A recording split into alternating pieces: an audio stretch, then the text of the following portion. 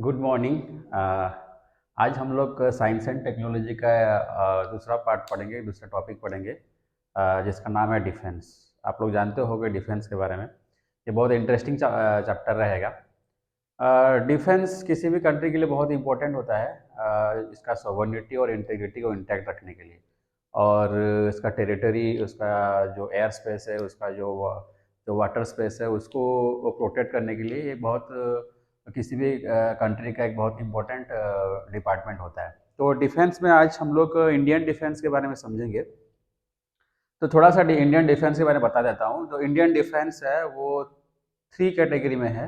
पहला होता है जो थ्री मिलिट्री डिपार्टमेंट्स है। पहला होता है आपका एयरफोर्स, दूसरा है नेवी, और तीसरा है आपका इंडियन मिलिट्री। ठीक है।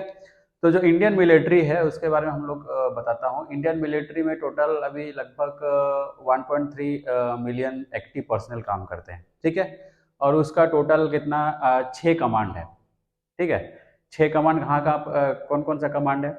Eastern command, western command, southern command, northern command, उसके बाद सेंट्रल कमांड, उसके बाद साउथ वेस्टर्न कमांड। ठीक है, ये 6 कमांड है। उसके बाद इंडियन एयरफोर्स जो टोटल 1,27,000 एक्टिव पर्सनल करीब अभी एक्टिव हैं, और इसका भी 5 कमांड है। कौन कौन सा? ईस्टर्न, वेस्टर्न, सेंट्रल, साउदर्न और साउथ वेस्टर्न कमांड। ठीक है। और इसका एक ट्रेनिंग कमांड भी है और एक मेंटेनेंस कमांड भी है। और सिमिलरली जो इंडियन नेवी है उसके 3 कमांड है। कौन कौन सा? Eastern command, western command and southern command. ठीक है।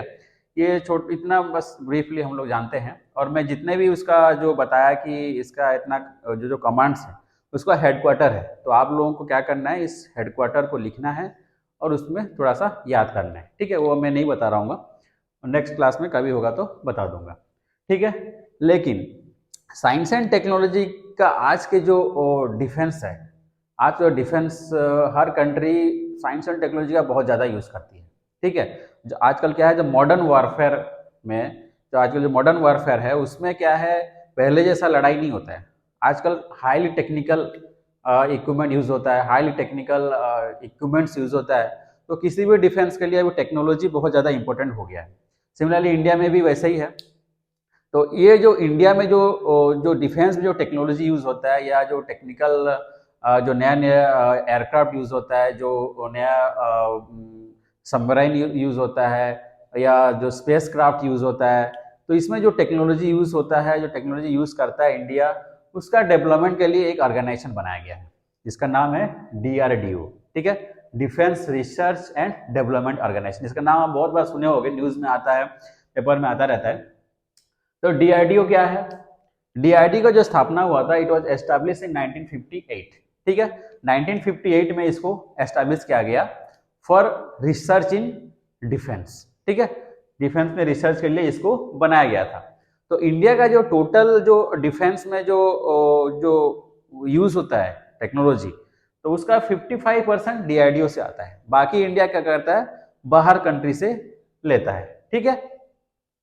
तो और ये DRDO जो है, उसके बाद 1980 में एक डिपार्टमेंट बना था जिसका नाम, इसको बोलते हैं department of defence research and development.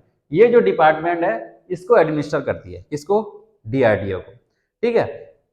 तो DRDO मेनली क्या है, involve in development of new technology which can be used in defence sector. तो इसका जो मेजर प्रोजेक्ट, पहला मेजर प्रोजेक्ट था, इसका नाम था प्रोजेक्ट इंडिगो। क्या है? Project Indigo. ये किस पे था? ये surface to air missile development में ये प्रोजेक्ट चालू किया गया था। किसके लिए? सैम के लिए, surface to air missile. For development of surface to air missile, a major project named as project Indigo was started by DRDO। लेकिन ये जो प्रोजेक्ट था वो सक्सेसफुल नहीं रहा और इसको बीच में डिसकंटिन्यू कर दिया गया। फिर और एक प्रोजेक्ट चालू किए थे जिसका नाम होता है प्रोजेक्ट डेविल एंड प्रोजेक्ट वेलिएंट। ठीक है। ये प्रोजेक्ट डेविल के तहत जो पृथ्वी मिसाइल हम लोग अभी देखते हैं वही बना था। कौन सा? पृथ्वी मिसाइल। ठीक है।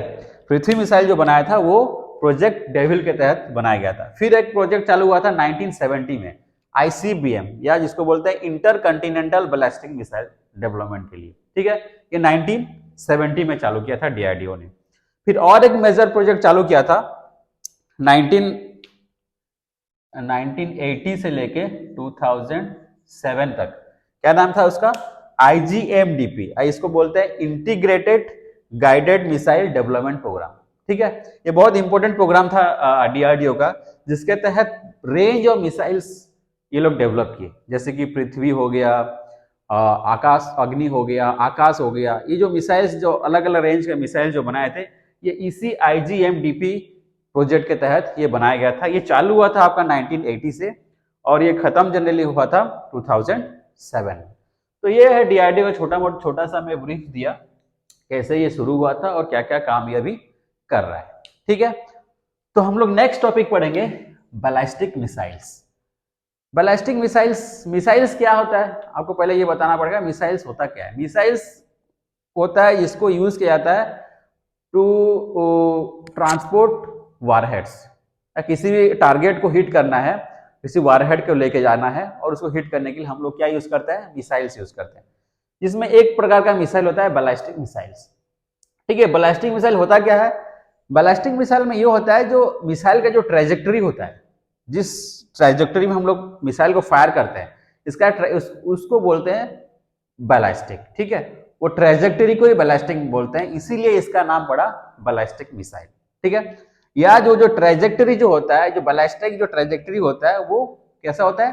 पैराबोला शेप में होता है। ये देख लीजिए डायग्राम, जैसे हम लोग यहाँ एक मिसाइल फायर किए तो ये जो शेप लेगा, ये जो ट्रेजेक्टरी है, और जाके ये टारगेट को हिट करेगा यहाँ पे।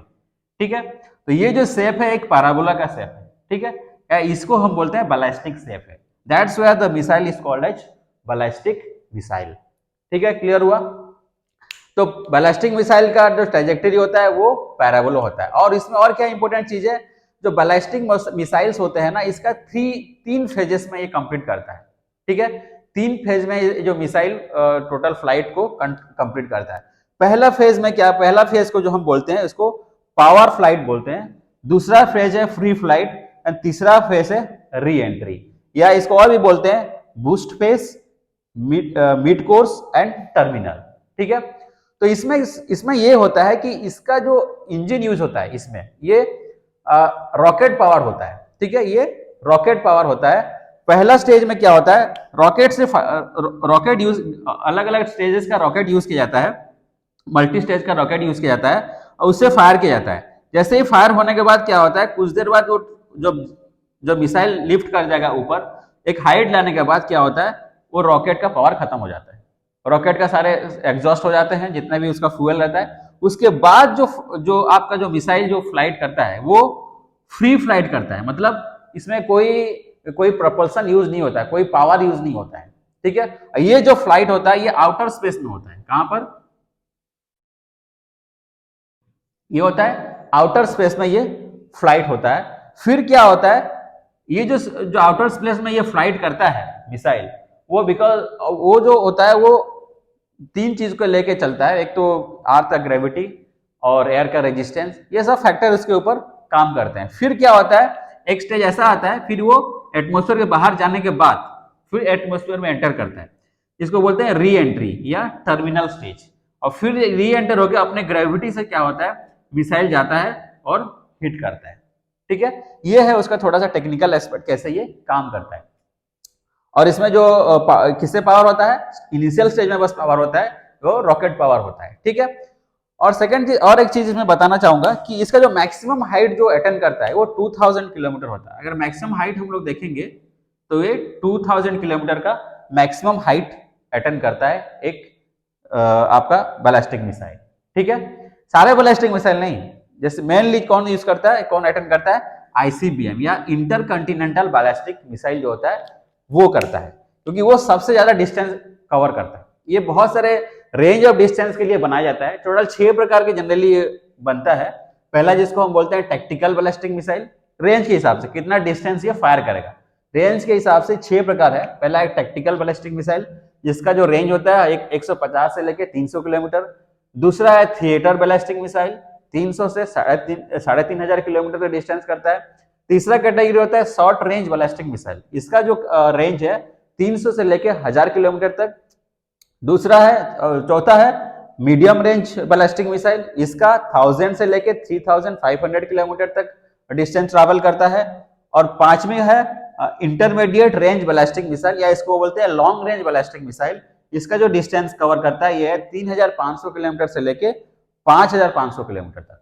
और आखिरी में होता है इंटरकंटिनेंटल बैलिस्टिक मिसाइल, इसका जो डिस्टेंस है ये 5500 किलोमीटर से अगर ज्यादा हो जाता है जो उसका एक मिसाइल का रेंज है ना, तो वो किस कैटेगरी में आ जाता है, इंटरकंटिनेंटल बैलिस्टिक मिसाइल्स। ठीक है, तो इतना डिस्टेंस तक फायर करने के लिए क्या होता है, आपको शुरू में जो रॉकेट यूज होता है, रॉकेट क्या करता है, शुरू में आपको फायर करता है, उसके बाद आउटर स्पेस में चला जाएगा, फ्री फ्लाइट होगा, फिर री एंटर करेगा एटमॉस्फेयर में और वो टारगेट को हिट करेगा। ठीक है, तो ये होता है बैलिस्टिक मिसाइल्स। टोटल 6 कैटेगरी का है according to the its range of distance. ठीक है, ये हो गया कैटेगरी का बैलिस्टिक मिसाइल्स। और एक कैटेगरी का मिसाइल्स होता है जिसको बोलते हैं क्रूज मिसाइल्स। ये आप लोग सुनोगे बहुत यूज होता है, यूएसए ने बहुत यूज किया, इराक में यूज किया, अफगानिस्तान में यूज किया, है ना। तो ये क्रूज मिसाइल क्या है, क्रूज मिसाइल ये है कि क्रूज मिसाइल में क्या होता है, कंटिन्यू आपका प्रोपल्सन रहता है, मतलब कंटिन्यू आपका पावर रहता है फ्लाइट के लिए। यहाँ पे क्या हो रहा था, बैलिस्टिक मिसाइल में शुरू में बस रहता था, उसके बाद आपको प्रोपल्सन नहीं दे रहे थे, पावर प्रोपल्सन नहीं दे रहे थे, बट यहाँ पे आप कंटिन्यूअसली आपको पावर प्रोपल्सन देना रहता है। ठीक है, यहाँ पे जो इंजन यूज होता है वो जेट इंजन यूज होता है, यहाँ पे जेट इंजन यूज होता है। कौन सा इंजन यूज होता है, जेट इंजन यूज होता है। ठीक है, और ये होता है गाइडेड मिसाइल, ये हमेशा गाइड किया जाता है missile through out this travel time. ठीक है, जितना समय तक ये ट्रैवल करेगा इसको आप गाइड कर सकते हो। ठीक है, ये गाइडेड होता है और जेट प्रोपेल्ड होता है, और इसका जो फ्लाइट है, ये टोटल जो फ्लाइट करता है जनरली हॉरिजॉन्टल रहता है और क्लोज टू द सरफेस रहता है। ठीक है, हॉरिजॉन्टल रहता है मतलब क्या होता है, जैसे आपका बैलिस्टिक मिसाइल है, ये क्या हुआ, पैराबोलिक शेप में ट्रैवल किया, लेकिन जेट जो आपका क्रूज मिसाइल होता है वो जनरली स्ट्रेट लाइन में जाएगा। ये मान लो अर्थ है, अर्थ का सरफेस है, तो ये हॉरिजॉन्टल डिस्टेंस में ट्रैवल करेगा। ठीक है, इसका जो फ्लाइट है हॉरिजॉन्टल है लगभग, और फिर जाके क्या करता है, वो अपने टारगेट को हिट करता है। और ये बहुत हाई प्रिसिशन के लिए यूज किया जाता है, मतलब पिन पॉइंटेड टारगेट को हिट करना है तो हम लोग यूज करते हैं क्या, क्रूज मिसाइल्स। ठीक है, और ये हेवी वॉरहेड को लेता है और for pin pointed hitting of target या फॉर हाई प्रिसिशन के लिए क्रूज मिसाइल यूज करते हैं। और इसमें क्या होता है, इसका जो अलग अलग स्पीड का होता है, सबसोनिक होता है, सुपरसोनिक होता है, हाइपरसोनिक होता है। सबसोनिक क्या होता है, अगर इसका जो वेलोसिटी साउंड के वेलोसिटी से कम स्पीड में जाएगा तो वो सबसोनिक कहलाएगा, अगर साउंड के वेलोसिटी से ज्यादा जाएगा तो वो सुपरसोनिक कहलाता है। और एक हाइपरसोनिक होता है, अगर 5 टाइम्स ऑफ साउंड अगर ट्रैवल करता है that is called as hypersonic. ठीक है, तो ये समझ में आया क्रूज मिसाइल्स। जैसे इंडिया ने डेवलप कौन सा किया है, ब्रह्मोस। ब्रह्मोस क्या है, is the fastest cruise missile in the world. ये शुरू में जो बनता था इसका जो रेंज था 290 था, 290 किलोमीटर उसका रेंज था। इंडिया और रशिया मिलकर बनाए थे, इसके बारे में अलग से क्लास में पढ़ेंगे।